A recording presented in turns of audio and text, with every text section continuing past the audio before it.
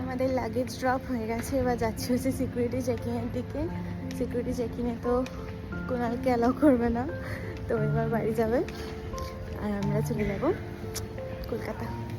এবার যেহেতু কুণাল ছিল না আমাদের সাথে, তাই আমাদের সিকিউরিটি চেকিংটা খুব স্মুথলি হয়ে গেছে, যেহেতু আমি বাচ্চা নিয়ে একা ছিলাম।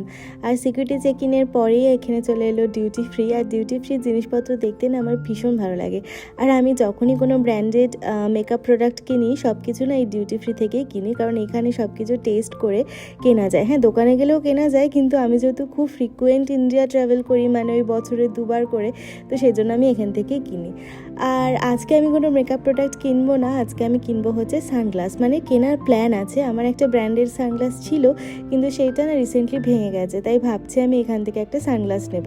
তো আমি বিভিন্ন ব্র্যান্ডেড সানগ্লাস এখানে ট্রাই করলাম।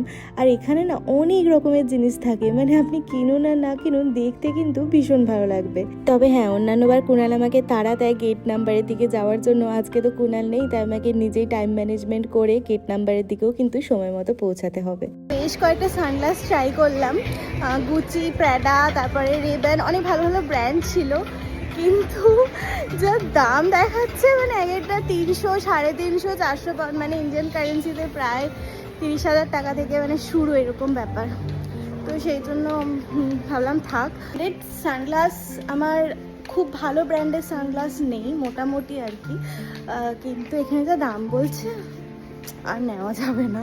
মানে আমার বাজেট অতটাও নয় যে 30,000 টাকা দিয়ে সানগ্লাস কিনবো, ঠিক আছে ভাই, আমি অত বড় লোক নই, ফাইন। আমরা গেটের কাছে পৌঁছে গেছি, কিন্তু এখন গেট খোলেনি, পুরো বন্ধ। আমাদের গেট নাম্বার হচ্ছে 558।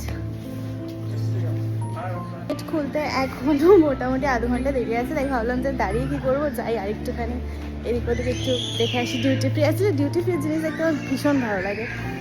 জানি না কেন, কিছু নিই আর না নিই, বাট জিনিসগুলো আমার এত পছন্দ হয় এখানে, এয়ারপোর্টে এসি স্পেশালি। তো এখন আবার যাচ্ছি একটু ডিউটি ফ্রির দিকে। কোথায় যাচ্ছ বাবা? ইন্ডিয়া যাচ্ছ? ইন্ডিয়া যাচ্ছ? আমার সাথে ইন্ডিয়া যাচ্ছ? বাইরে বেশ ঝিরিঝিরি করে বৃষ্টি পড়ছিল, আর এখানে দেখুন জানলা দিয়ে দেখা যাচ্ছে আমাদের ফ্লাইটটা এয়ারবাস 380-তে করে আমরা যাব হচ্ছে দুবাইতে, গ্যাটউইক টু দুবাই। আমাদের ওই মোটামুটি 6.5 ঘন্টা কি 6 ঘন্টা 45 মিনিট মতো সময় লাগবে। বাচ্চা থাকলে যে অ্যাডভান্টেজটা পাওয়া যায় সেটা হলো যে আগে আগে বোট করা যায়, তো আমাদের সব থেকে আগে বোর্ডিং হবে আর কি। তো আমরা এখন একদম ফ্লাইটের গেটের সামনে দাঁড়িয়ে রয়েছি, জাস্ট এক্ষুনি বোর্ডিং স্টার্ট হবে। এখন বাচ্চা হচ্ছে ওই 1:45 মতন, সরি 1:45। আমাদের ফ্লাইট ডিপার্চার হচ্ছে 1:30টার সময়, তো আর 45 মিনিটস পরে আমরা উড়ে যাবো।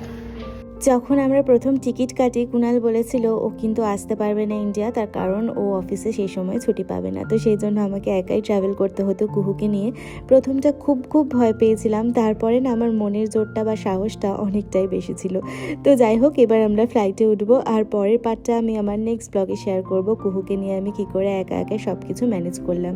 আজকের মতো বাই বাই, সবাই খুব ভালো থাকবেন।